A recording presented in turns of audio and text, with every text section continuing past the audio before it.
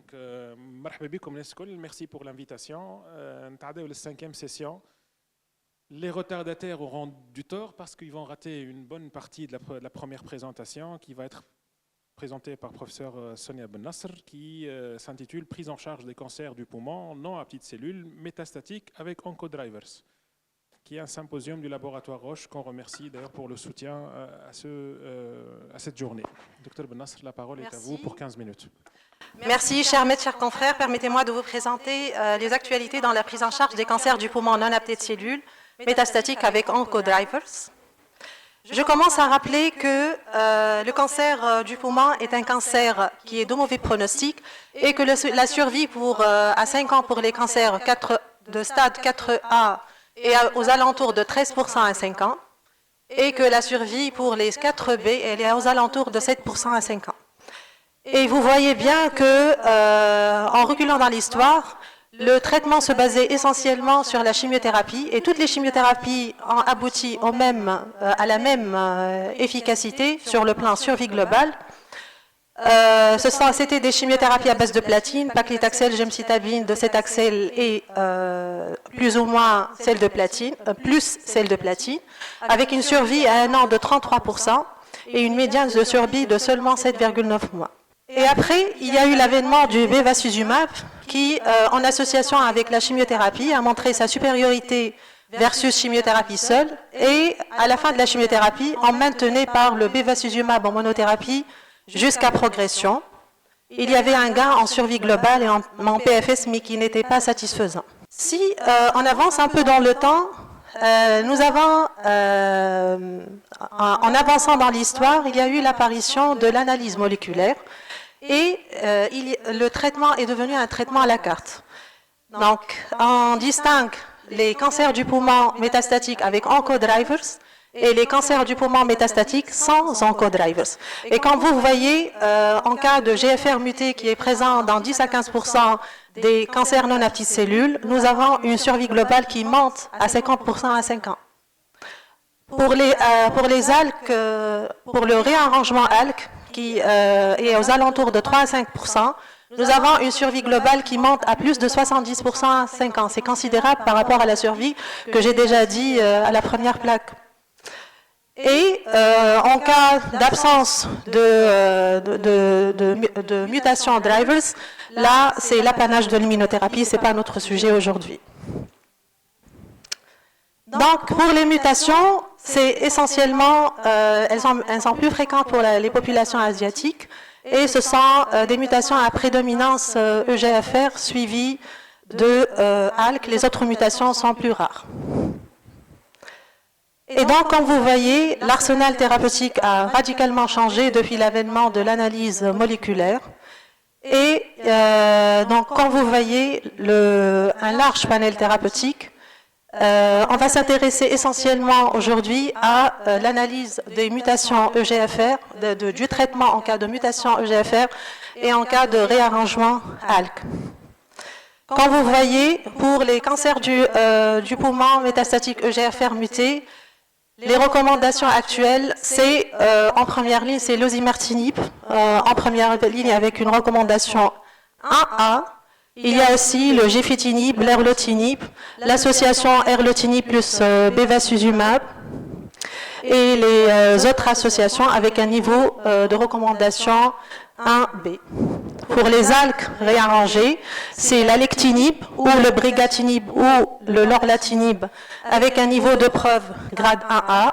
Maintenant, comme vous voyez, donc on va prendre à la suite de la première ligne pour les EGFR mutés, en cas de progression sous anti-EGFR.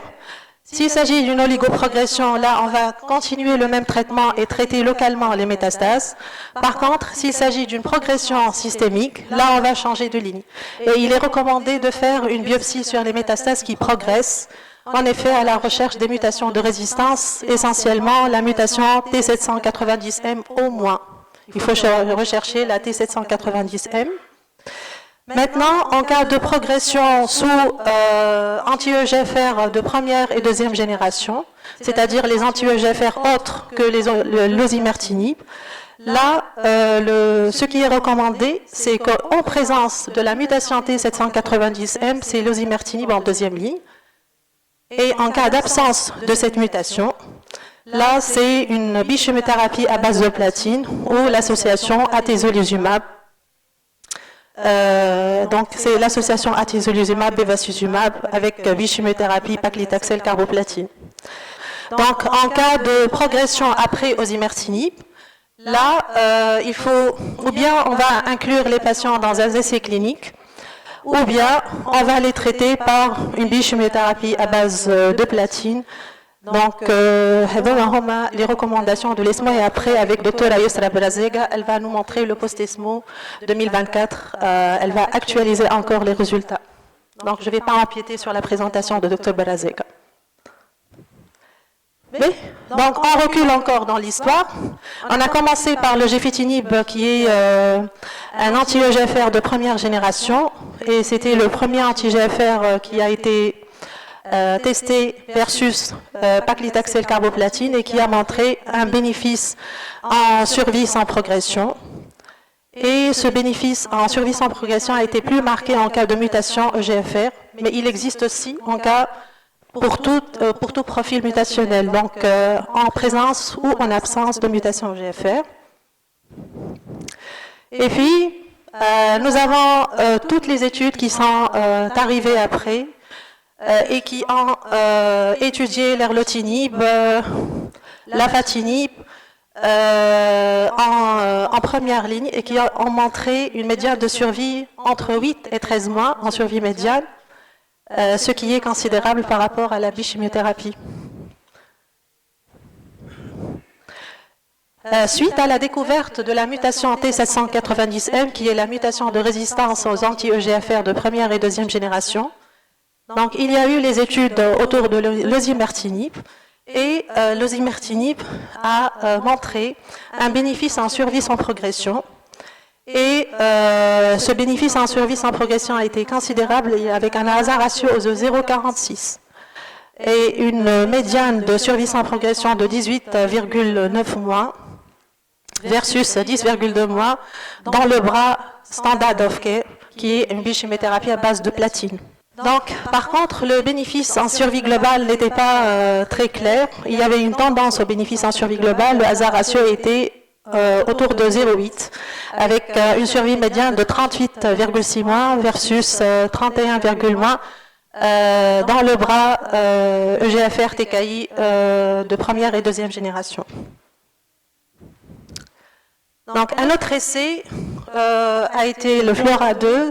C'était un essai qui a comparé l'osimertinib plus chimiothérapie à base de platine, pemetrexed carboplatine, suivi d'une maintenance par osimertinib plus pemetrexed versus osimertinib en première ligne. Et cet essai a inclus les EGFR mutés au niveau de l'exon 19, délétion de l'exon 19, ou une substitution L858R dans l'exon 21. Donc cette étude a montré qu'il y avait un bénéfice en PFS et ce bénéfice était essentiellement observé pour les tumeurs ayant des métastases cérébrales, avec un hasard ratio de 0,47 qui est considérable. Et même en dehors de métastases cérébrales, il y avait un bénéfice, mais qui était moins important, un hasard ratio de 0,78. Pour la survie globale, le bénéfice était limite. Comme vous voyez, il y avait seulement une tendance au bénéfice en survie globale. Maintenant, je rappelle que l'osimertinib aussi a des mécanismes de résistance. En effet, on peut trouver une résistance à l'osimertinib suite à une amplification MET ou à une mutation EGFR C797S, d'autres mécanismes de résistance, à savoir une amplification HER2, une mutation à PIK3K ou RAS. Pour cela, d'autres traitements ont été développés. L'amivantanab, qui est un anti-EGFR et un anti-MET. Donc l'amivantanab a été comparé amivantanab plus lazertinib et un anti-EGFR de 3e génération, versus osimertinib, versus lazertinib en monothérapie pour les patients ayant une mutation EGFR avec délétion de l'exon 19 ou substitution de L858R de l'exon 21. Cette étude a montré un bénéfice en PFS avec une PFS médiane de 23,7 mois versus 16,6 mois dans le bras osimertinib et un hasard ratio de 0,7. Par contre, pour la survie globale, il y avait une tendance au bénéfice à la survie globale avec un hasard ratio de 0,8. Maintenant, pour quels patients on peut courir à l'intensification thérapeutique en cas de statut EGFR muté qui remplissent les critères de l'étude précédente? Nous avons choisi les patients ayant un bon état général, PS entre 0 et 1, qui sont symptomatiques à cause de leur maladie, qui ont une forte masse tumorale, qui ont des métastases cérébrales, et ceux qui ont des commutations ou qui ont une délétion de L858R. En fait, on a choisi l'intensification thérapeutique pour les patients en bon état général et qui ont une maladie assez évolutive et assez agressive, avec un profil mutationnel assez avancé. Maintenant, un deuxième essai en seconde ligne. L'amivantanab en association avec le lazertinib et la chimiothérapie a été comparé à la chimiothérapie versus amivantanab plus chimiothérapie. Et cet essai a montré un bénéfice du bras amivantanab, lazertinib plus chimiothérapie versus chimiothérapie et un bénéfice aussi du bras amivantanab plus chimiothérapie sans lazertinib versus chimiothérapie en termes de PFS avec un hasard ratio de 0,48 et de 0,44 respectivement. Les médianes en PFS étaient de 6,3 mois versus 4,2 mois dans le couple amivantanab chimiothérapie et pour le triplet, c'est une médiane de PFS de 8,3 mois versus 4,2 mois. Maintenant, on va passer aux mutations ALK. Pour les autres avancées thérapeutiques dans le GFR, on va laisser la parole à Dr Bolazega pour les développer dans le post-ESMO. On va passer sans retard en mutation aux translocations ALK ou réarrangement ALK. Alors, selon les recommandations actuelles de l'ESMO, il y a en première ligne l'alectinib, le brigatinib, le lorlatinib avec un niveau de preuve 1A. Donc essentiellement, c'est ces trois molécules qui sont recommandées en première ligne. En cas de progression, s'il s'agit d'une oligoprogression, donc là c'est comme par analogie aux anti-EGFR, par analogie au schéma des anti-EGFR, on va maintenir le même traitement et traiter localement les métastases qui progressent. Par contre, s'il s'agit d'une progression systémique, là, nous avons deux choix. C'est fonction de... en fait, il est recommandé de faire l'étude de mutation sur une biopsie à la recherche des mutations de résistance aux anti-ALK de première génération.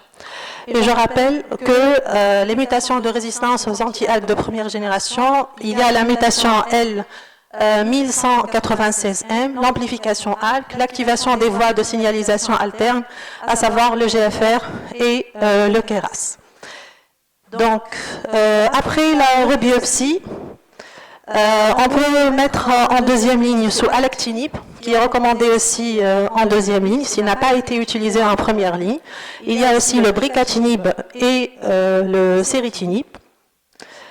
Donc, sinon, si les anti-ALK de deuxième génération ont été déjà utilisés en première génération, il est recommandé d'aller directement à la troisième génération, c'est le lorlatinib. Tout en sachant que le lorlatinib aussi peut être utilisé en première ligne. Hein. Mais bon, dans le contexte tunisien, parfois on préfère aller tout doucement. pour donner plus de chance aux patients. Donc, on préfère commencer par la première ou deuxième génération et laisser la troisième derrière pour la deuxième ligne.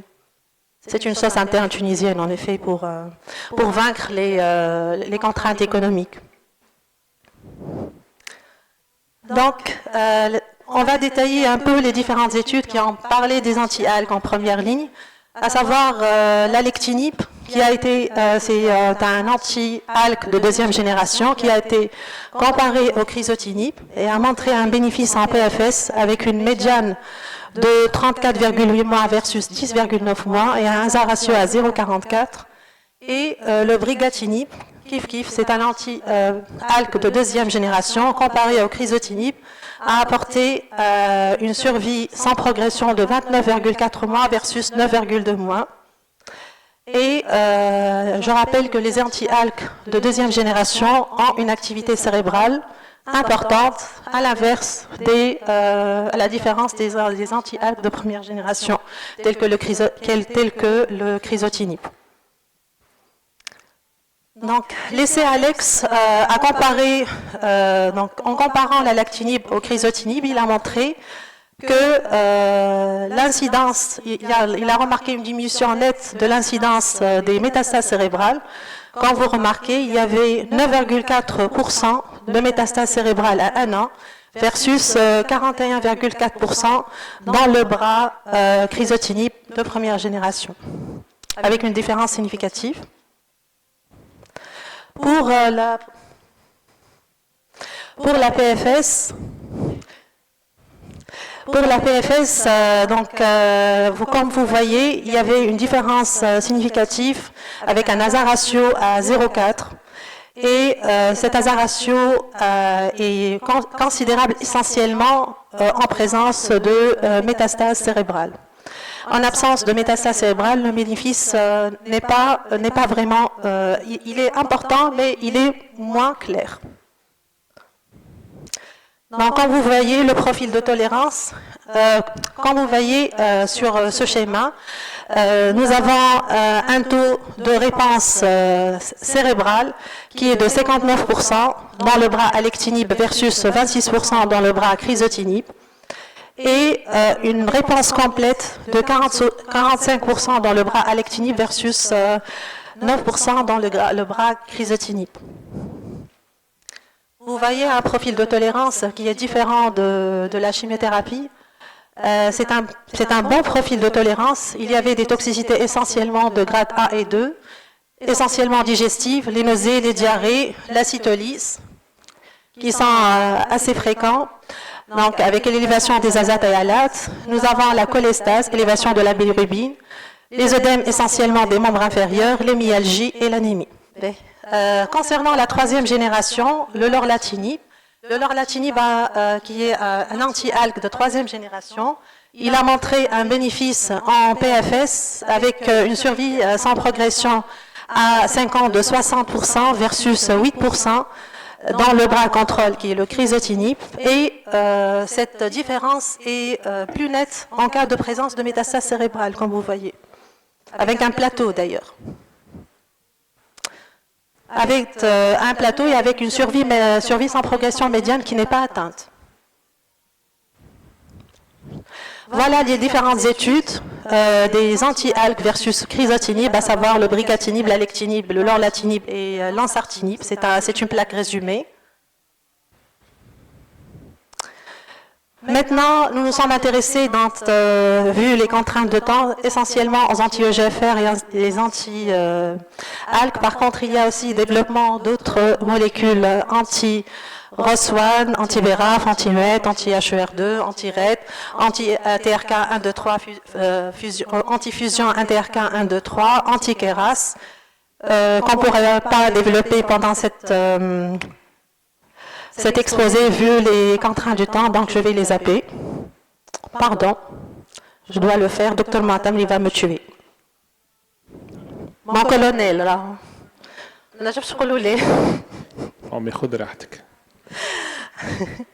Donc en Tunisie, quelles sont les thérapies ciblées disponibles sur le marché pour le CNPC? Donc pour le CNPC, pour les mutations EGFR, Il y a l'erlotinib en première ligne chez les patients présentant des mutations activatrices de l'EGFR et en deuxième ligne après échec d'au moins une ligne de chimiothérapie. Pour le crizotinib en première ligne chez les patients exprimant ALK, donc réarrangement ALK, et pour les patients qui portent la mutation ROS1.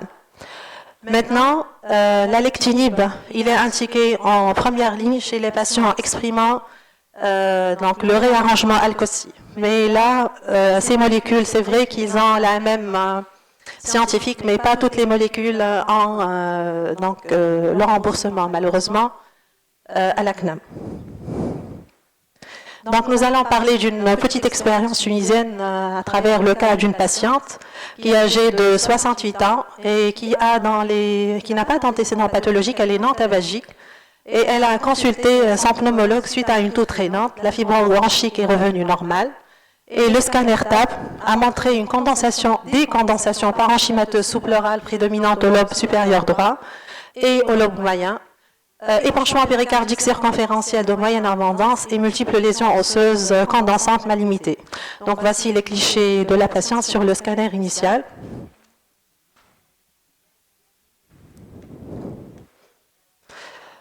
Donc la biopsie sous scanner a conclu un adénocarcinome pulmonaire. On a fait un drainage de l'épanchement péricardique par une fenêtre pleuropéricardique. L'écho-cœur a montré un épanchement péricardique de moyenne abondance. La FEVG était aux alentours de 65%. En attente de la recherche de biomarqueurs, on a opté pour une première ligne à base d'alimda, cisplatine, zometa. En fait, la patiente ne pouvait pas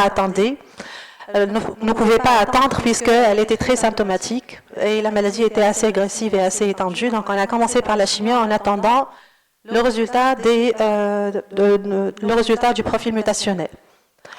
La patiente a eu 3 cycles de chimiothérapie avec progression radiologique. Bon, donc le résultat de l'étude mutationnelle a confirmé la présence d'un réarrangement de ALK. Donc, nous avons mis la patiente depuis décembre 2023 sous alectinib à la dose de 1 g de sang. Et l'évaluation à 6 mois, en juin 2024, a montré une stabilité des lésions osseuses ostéocondensantes et une régression quasi totale de l'épaississement diffus nodulaire, des lignes septales et des micronodules lymphatiques, avec disparition de l'épanchement pleural et péricardique. Malheureusement, je ne dispose pas des clichés du scanner d'évaluation puisqu'il a été ramené par la patiente chez elle. Concernant les toxicités du traitement, on a noté une pneumopathie interstitielle diffuse avec une dyspnée ayant bien évolué sur corticoïdes. Et je veux rappeler que normalement, la pneumopathie interstitielle diffuse, c'est une contre-indication absolue à la poursuite de l'alectinib. Mais par contre, suite à l'amélioration de la patiente considérable et suite à l'amélioration de la pneumopathie interstitielle sous corticothérapie qu'on a poursuivie jusqu'à maintenant, nous avons opté pour la continuation du même traitement sans effet pulmonaire jusqu'à maintenant. Elle avait juste des œdèmes des membres inférieurs, elle a repris un très bon état général, une bonne activité selon son âge, et il y avait une disparition complète de la dyspnée. Donc nous avons gagné beaucoup sur la survie et nous avons gagné beaucoup sur la réponse. Nous avons un recul actuel de 11 mois sous alectinib sans progression.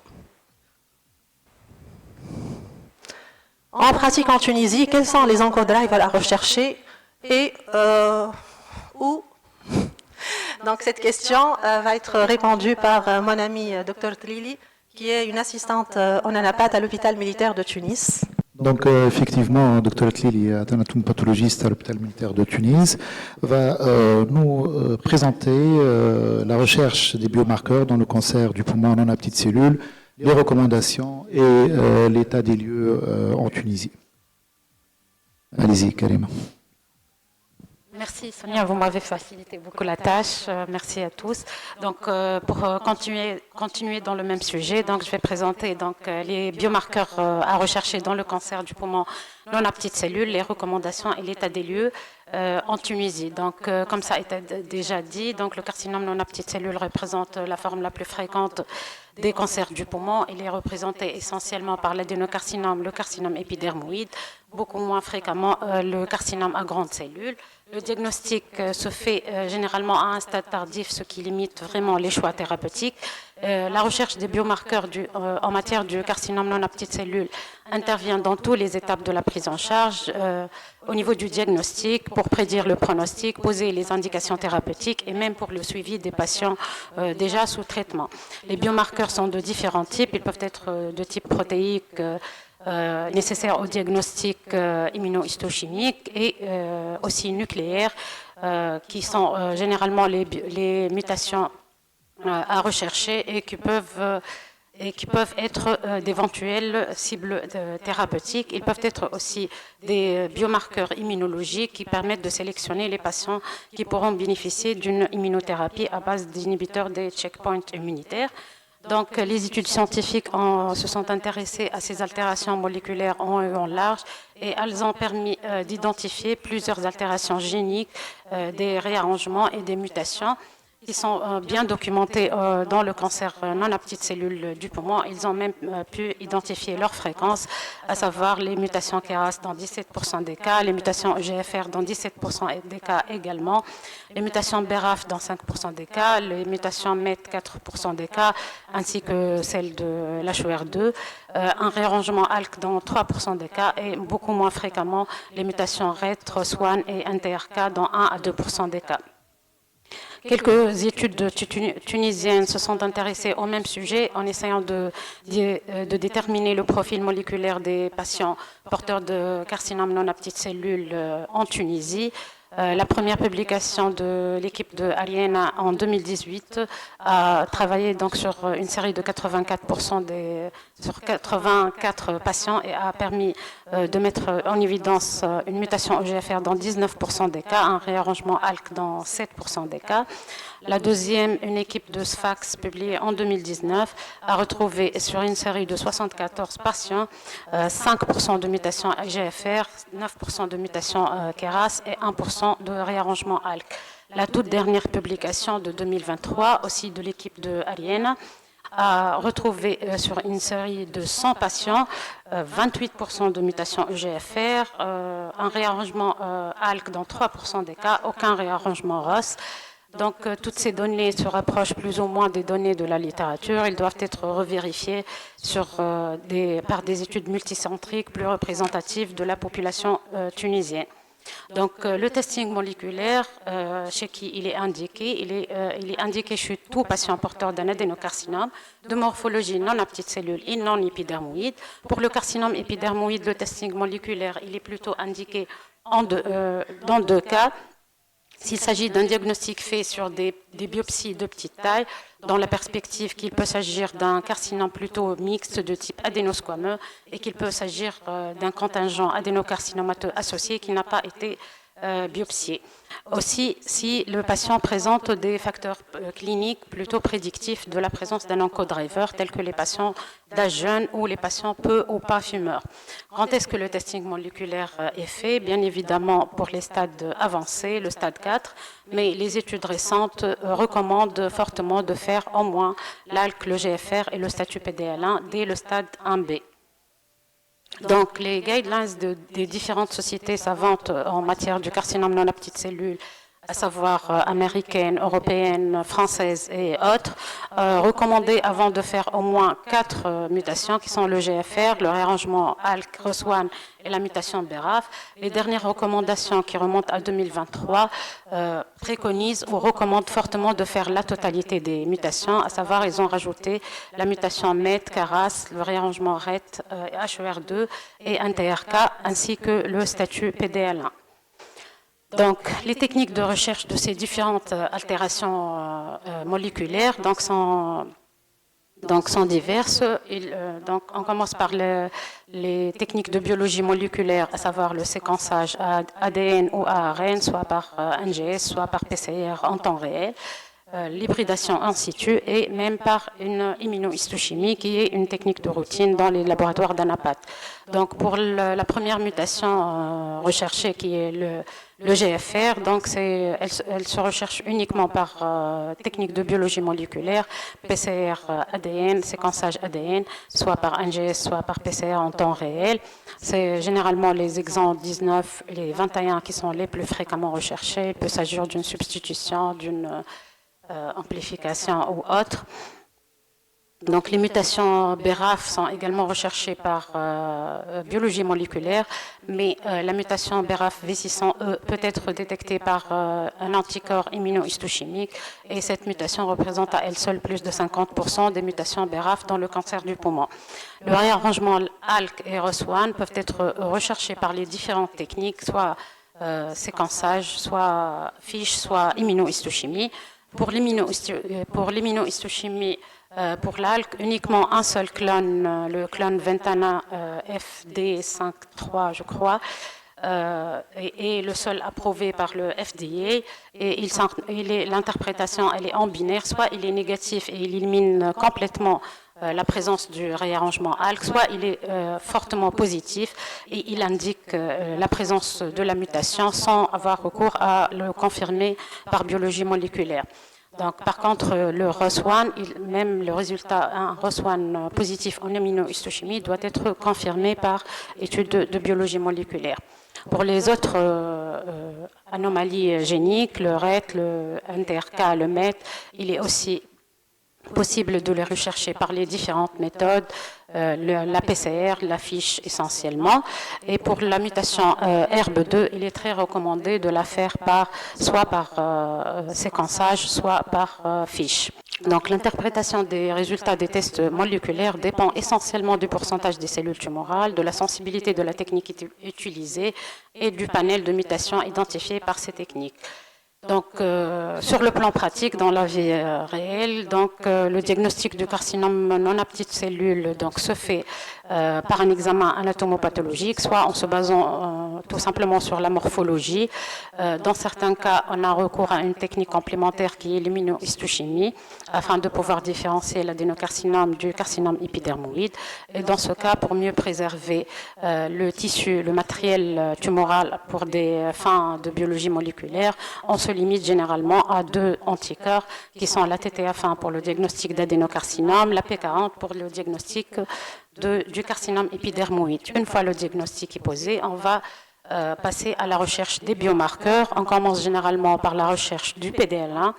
Le PDL1, c'est un biomarqueur immunitaire donc, qui est recherché par immunohistochimie. Donc, on a plusieurs clones disponibles et pour chaque clone, on a une molécule thérapeutique spécifique. Donc, en matière de carcinome non à petites cellules, il doit être recherché de principe dès le diagnostic, avant toute thérapeutique, car certaines thérapeutiques peuvent altérer l'expression de PDL1. Donc, pour le carcinome non à petites cellules, donc, on doit identifier donc, le pourcentage de cellules tumorales positives et selon l'indication, qu'il soit indiqué en première ou en deuxième ligne, les cutoffs sont différentes. Soit 50% de cellules positives, soit 1% de cellules positives en deuxième ligne. Une fois le statut PDL1 déterminé, on va passer à la recherche des biomarqueurs moléculaires, à savoir donc l'ALK, le GFR, la totale des recommandations, soit par NGS qui va rechercher à la fois, qui va assurer un séquençage à la fois de toutes les mutations en une seule technique, mais cette technique, elle est vraiment très coûteuse et très peu disponible, même en Occident.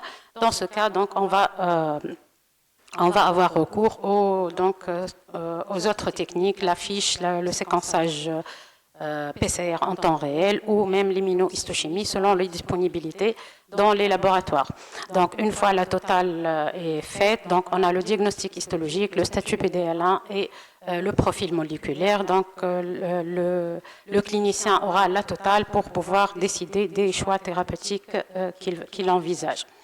Donc, un petit mot concernant la biopsie liquide. Donc, la biopsie liquide, elle permet de déterminer toutes ces altérations moléculaires sur un simple prélèvement sanguin. Donc, elle trouve tout son intérêt chez les patients dont la biopsie ne peut être réalisée. Et même aussi pour les patients qui sont connus porteurs de carcinome non à petites cellules et qui sont sous traitement et qui présentent malgré le traitement une progression dans le but de rechercher certaines altérations, certaines mutations acquises qui sont prédictives d'une résistance à certains thérapeutiques, surtout par les inhibiteurs de la tyrosine kinase. Toutefois, la biopsie liquide ne peut remplacer en aucun cas donc, la biopsie solide dans le diagnostic histologique et dans la détermination du statut PDL1 qui ne peut être réalisé que sur des biopsies solides. Donc, en pratique, en Tunisie, qu'est-ce que vraiment on a? Quels sont les tests disponibles? Donc, les disponibilités. Donc, pour le réarrangement ALK, donc le kit Ventana, qui est le seul approuvé par le FDA, il est disponible à l'hôpital Charles-Nicolle, l'Ariana, Sousa, et dans un laboratoire privé, Pasteur aussi, comme Sonia me l'a rectifié. Donc, pour les techniques de biologie moléculaire, donc, le laboratoire d'Anapat de l'hôpital Charles-Nicolle ainsi que le laboratoire d'Anapat de l'Institut Pasteur, donc, en presque la totale des mutations, ils peuvent les détecter par une PCR en temps réel. Très prochainement aussi, dans notre laboratoire d'Anapat à l'hôpital militaire, on va bientôt acquérir la plateforme IDELA qui va nous permettre de rechercher toutes ces altérations géniques. Pour l'hôpital Farhat Hachit, ils ont uniquement la mutation EGFR, le centre de biotechnologie de Sfax, donc c'est le GFR et le BRAF, mais ça reste selon les disponibilités des kits et des réactifs. Donc, deux laboratoires privés de cytogénétique sur le Grand Tunis permettent aussi la recherche de ces altérations moléculaires, soit par PCR, soit par fiche, et non pas par immunohistochimie, puisque ce n'est pas des laboratoires d'Anapat. Pour le NGS, donc à ma connaissance, il est actuellement disponible à l'Institut Pasteur dans le cadre d'un projet, le PERMEDINA. À l'hôpital Charles-Nicolle, dans le service de génétique aussi, je crois, mais selon les disponibilités des kits. La biopsie liquide par PCR digital, elle est disponible à l'hôpital Charles-Nicolle, le service d'Anapat, et dans un laboratoire de cytogénétique sur le Grand Tunis. Et elles permettent essentiellement de rechercher les mutations acquises de l'EGFR. Donc, bon, étant pathologiste, je ne puisse terminer donc ma présentation sans insister encore une fois sur les considérations et les étapes préanalytiques qui conditionnent vraiment la qualité du diagnostic, aussi bien histologique que de l'analyse moléculaire. J'insiste sur la qualité des biopsies qu'on reçoit. Mieux vous biopsiez, plus on aura du matériel à tester. Donc, il est recommandé de faire un minimum de 5 fragments pour les biopsies bronchiques, minimum de 2 carottes pour les biopsies transpariétales. Bien sûr, sans oublier la fixation du formol tamponné à la bonne concentration et au bon volume et pendant la bonne durée. Donc la sous-fixation et la surfixation altèrent énormément, surtout les tests moléculaires par dégradation de l'ADN.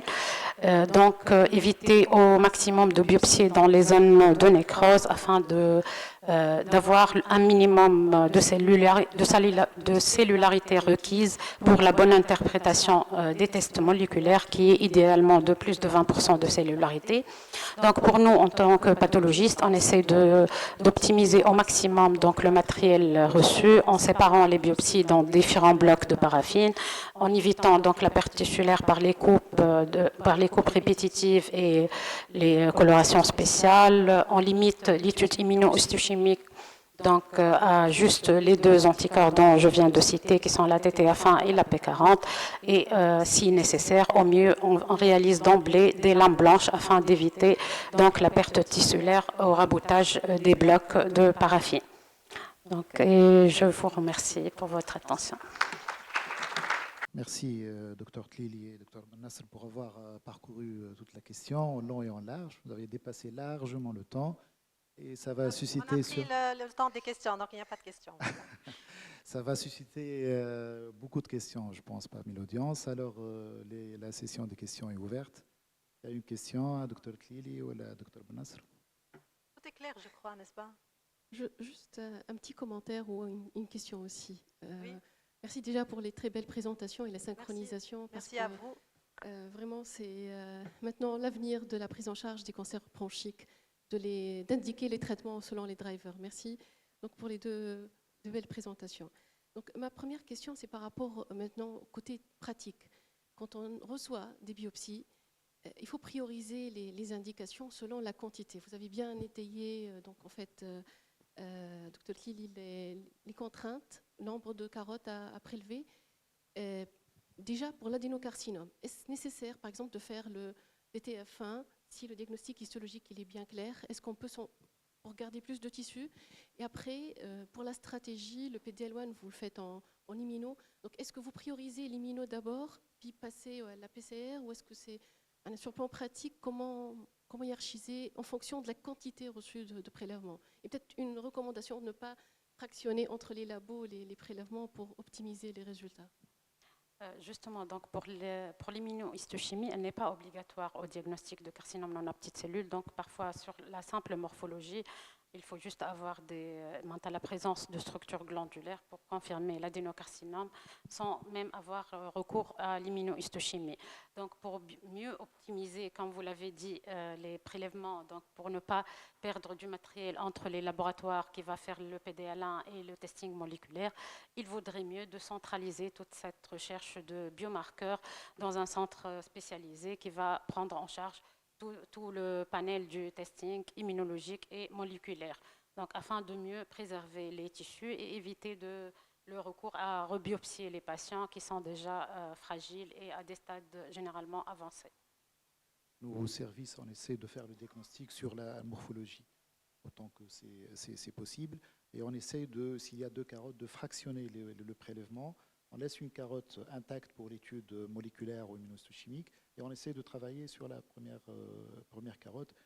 C'est un prélèvement précieux, il faut essayer de préserver le tissu pour l'étude moléculaire qui est plus importante. Et en fait, ça dépend de la différenciation de l'adénocarcinome. Si c'est un bien différencié ou un moyennement différencié, on peut faire le diagnostic facilement sans avoir recours au TTF. Une petite question d'ordre pratique. Pour la biopsie liquide, est-ce qu'il y a des conditions optimales de faire la biopsie liquide? Par exemple, un patient sous chimiothérapie ou sous corticothérapie, ça peut donner des résultats qui peuvent être faussés. Est-ce qu'il y a des conditions optimales pour faire la biopsie liquide? À ma connaissance, non. Donc, la biopsie liquide peut se faire donc, de primo-diagnostic chez un patient dont la biopsie solide ne peut être réalisée, ou même chez les patients ayant déjà le diagnostic de carcinome et sous traitement, mais qui présentent une progression. Donc, la biopsie liquide peut se faire à la recherche de mutations prédictives surtout de résistance au traitement. Donc, il n'y a pas vraiment de conditions optimales pour la biopsie liquide. Mais pour les résultats de la biopsie liquide, une fois donc, le testing par biopsie liquide est négatif, il faut avoir obligatoirement recours à la biopsie solide pour confirmer les résultats. Merci. Dans le même ordre d'idée, la biopsie liquide est-elle indiquée systématiquement avec la biopsie initiale pour pouvoir après, en cas de progression, comparer des résultats de biopsie liquide, par exemple en cas d'absence de mutation en GFR initialement, et après à la rechute ou à la progression, on retrouve la mutation, on fait la biopsie liquide. Est-ce qu'on peut interpréter ces résultats en l'absence de résultats de biopsie liquide initiale? إذا كان معناش الريزولتا نتاع البيوبسي ليكيد انيسيال وعملناها في الريسيديف ولا في البروغريسيون.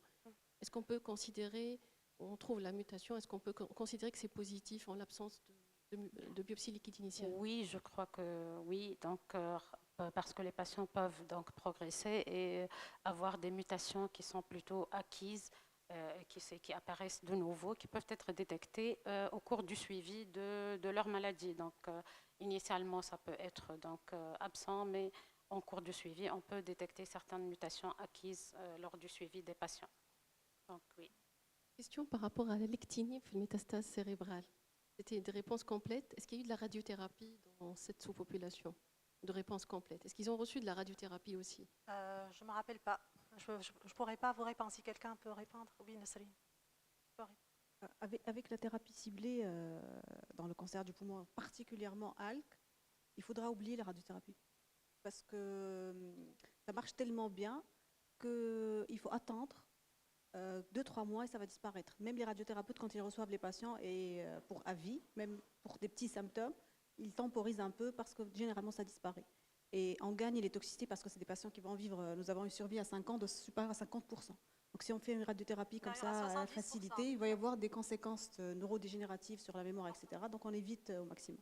Dans l'essai clinique, ils ont attendu, je pense, ils ont observé sans radiothérapie. La majorité des patients n'avaient pas de radiothérapie. Donc, merci. Merci à vous.